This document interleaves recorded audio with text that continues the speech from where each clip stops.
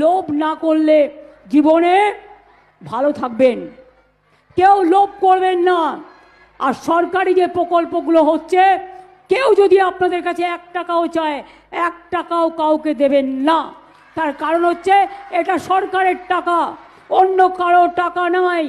সুতরাং এই টাকা নেওয়ার অধিকার গ্রাম সভারও নেই, পঞ্চায়েতেরও নেই, পঞ্চায়েত সমিতিরও নেই, জেলা পরিষদেরও নেই, কারও নেই।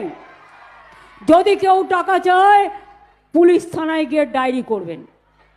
আর যদি পুলিশ ডায়েরি না নেয়, আমার মুখ্যমন্ত্রী সরাসরিতে জানাবেন। ঠিক আছে? বাংলার বাড়ি প্রকল্পে আমরা সারা রাজ্যে এই 13 বছরে ইতিমধ্যেই আমরা প্রায় 47 লক্ষ বাংলার বাড়ি করে দিয়েছি। এছাড়াও আমরা একটা সার্ভে করেছি, তাতে দেখেছি 28 লক্ষ মানুষ পেতে পারে। এবং তাছাড়াও আরও সার্ভে চলছে। এই 28 লক্ষ মানুষের মধ্যে 12 লক্ষ মানুষের অর্ধেক টাকা আমরা ইতিমধ্যেই দিয়ে দিয়েছি, আর বাদ বাকিটা তারা ডিসেম্বরে পাবে। এই টাকাটা খরচ হয়ে গেলেই দ্বিতীয় কিস্তি পাবে।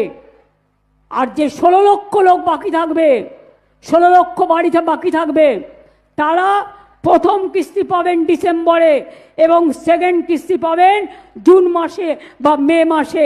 এটা মাথায় রাখবেন। আমরা চেষ্টা করব আস্তে আস্তে সবাই যাতে পায়। আমি পরিষ্কার বলছি, গভর্নমেন্ট প্রকল্পের জন্য কাউকে কোনো 1 পয়সা দেওয়ার প্রয়োজন নেই। সরকারি টাকা, এগুলো সরকারি স্কিম। পরিষ্কার বলছি, যদি কোনো কমপ্লেন আসে অ্যাকশন হবে, সে যেই হোক। মানুষের কাজে মানুষের পাশে থাকবেন। মানুষের কোনো সরকারি স্কিম থেকে তুমি বসো, যাতে কেউ কোনো পয়সা না চায়। আর জোর করে যাতে জমি গভর্নমেন্টের কেউ দখল না করে।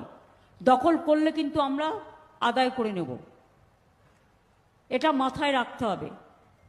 আপনারা SJD এর ওখানে দেখেছেন আমরা অনেককে অ্যারেস্টও করেছি। আইন কিন্তু ছেড়ে কথা বলবে না।